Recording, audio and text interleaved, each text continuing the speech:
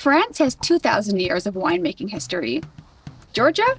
Try 8,000. So yeah, they've had a bit of a head start, and yet most people have never even heard of Georgian wine, which is wild because it's considered the birthplace of wine itself. So we came to find out, if wine really began here, why isn't Georgia one of the world's most famous wine destinations? Today we're heading into Kakheti, Georgia's most famous wine region, visiting 3 local family-run wineries still using ancient techniques to see if this place actually deserves a spot next to the great wine regions of the world. Ready for some wine? Wine time! We are picked up in Tbilisi by Eat This Tours and headed east to Kakheti, the heart of Georgia's wine country, where people have been making wine the same way for nearly 8,000 years. This is really something special. That today you will be drinking wine with the same traditions as our ancestors did 8,000 years ago. And apparently, getting there is part of the adventure.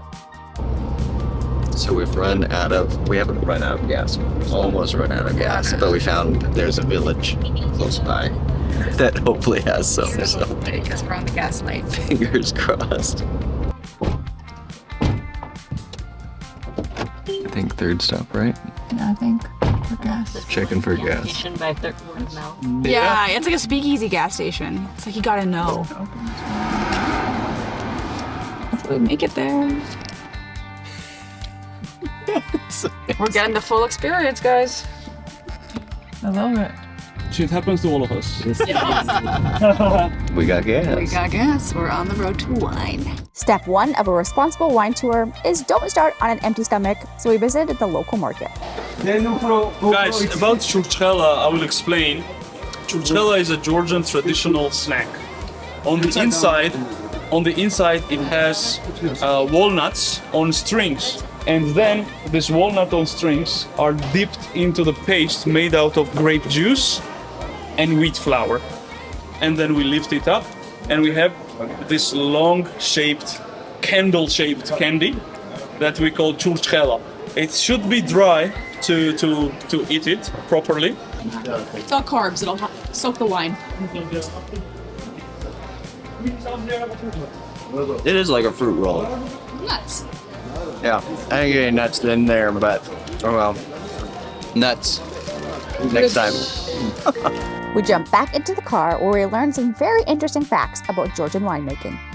So, historically speaking, people would first build their cellar and then build their house on top of it. Priorities. Yeah. Priorities, yes. First wine, then sleep. Wine time number 1, and then come from the cooking class. Our first stop started the Georgian way, with a cooking lesson over an open fire, where we made eggplant rolls and fresh, cheesy khachapuri. And then you start collecting the cheese, dough around the cheese like that. Making khachapuri. So we do this. It's so thin, it cooks very fast, she says. You can taste it. Yes. All right. Don't ask me twice. That's phenomenal. Look at this. She is basically reviving old traditions, old Georgian mountain traditions. She says this tradition of this type of dishes originates from western Georgia, Imereti.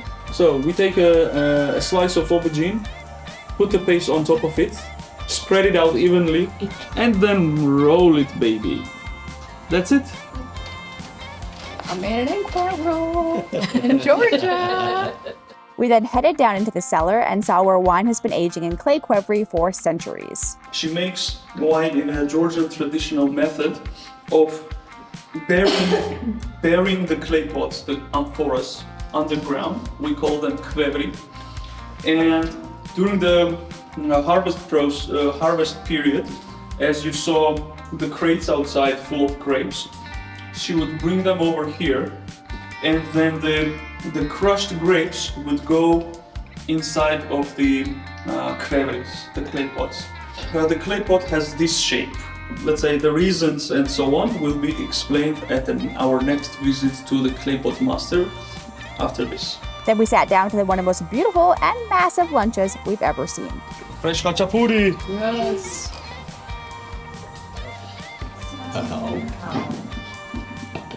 This one is the thing you made and you created, guys. Thank you. Eggplants with walnuts. We have stewed vegetables over here. And beans with herbs. And khachapuri to victory. Kaumarjos.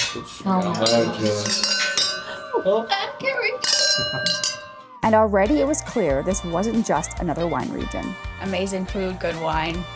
This day is starting great. After that massive lunch, we needed a minute to digest, so before our next stop, we checked out a nearby monastery. Then we learned a bit more about Eat This Tours, whose founder visited Georgia years ago, fell in love with the country, and eventually moved here with his whole family. He has a mission of going around the country and finding the best experiences, then to offer them to you guys. Birthplace of wine, baby. So now, guys, we are going to the clay pot master, the Qvevri master, who makes the clay pots with his own hands. And of course, he makes his own wine as well. And Chacha. Oh no! Yeah. Step number 2. Zaza Kabilashvili, the master of clay. ეხლა ვისაუბრებთ ჩვენი ტრადიციული ჭურჭლის ქვევრების შესახებ. Now he will be speaking about the Georgian traditional winemaking vessels, Qvevris. It's a very slow process to build these size clay pots. He can only add 10 centimeter tall layers only once in 3 days. And then he lets it sit for 3 days so that it dries naturally. And then he adds another 10 centimeters. They weigh on average 700 to 800 kilograms. And after that, he needs help of 7 to 8 people to transport these clay pots down into the kiln where he bakes them. So all of this building is a kiln that he uses to bake his clay pots. Once he stores these 8 clay pots, Qvevris, inside, he builds this wall here with those bricks. And then when it's done, he needs to remove this wall each time to bring the clay pots outside. It was stored 6 months in a clay pot together with skins and stems. Oh my gosh! I love it. Amazing. I don't know, was it the video or was it the photo? It was a big... And at this point, we were starting to understand why Georgians believe wine was born here. This Chacha was aged 1 year in a clay pot and then some 3 months in an oak barrel. We love an adventure.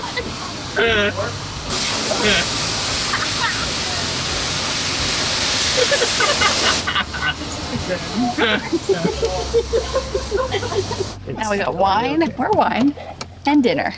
Our final stop of the day was another small, family-run winery where we started with a wine and cheese tasting.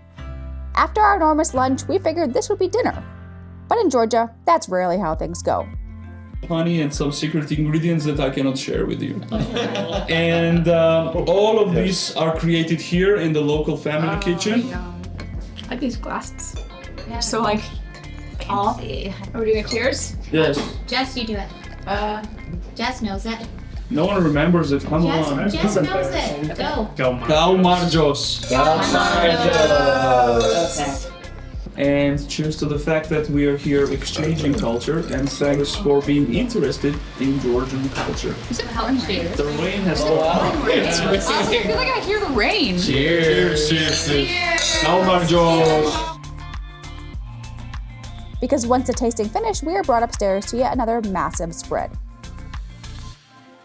Vegetable stew with zucchini, fried zucchini, tomato, cucumber, Of course, and the rest will come. Okay. Oh, this is the beginning? What courses is it? I suppose another 3 will come. How is it? Maybe just still stuff. So good. This pork is life changing. No wine. Like the law. It's fine. I was gonna chase with my dessert, but I can't bring it. I'm not allowed. We're going to Cha-Cha time. More brandy. I got strawberry on my pants. At this point, we were absolutely certain the day of eating and drinking was finally over. But just when we thought we were done, we were led back downstairs for one last Georgian tradition, cha-cha tasting. This is Oh, don't worry. 52%. 52% should be. Look on your face, ma'am. It's muffin chaser. After a full day exploring Kakheti, from ancient clay pot wine to family-run wineries and more food than we could possibly finish, it's pretty clear the world is sleeping on Georgian wine. Wine tasting in the birthplace of wine just hits different. But next up, we are going to a Supra, a Georgian wine and food feast. So watch this video next to come along with us. If it's not live, YouTube will show you a different video that you'll love until it is.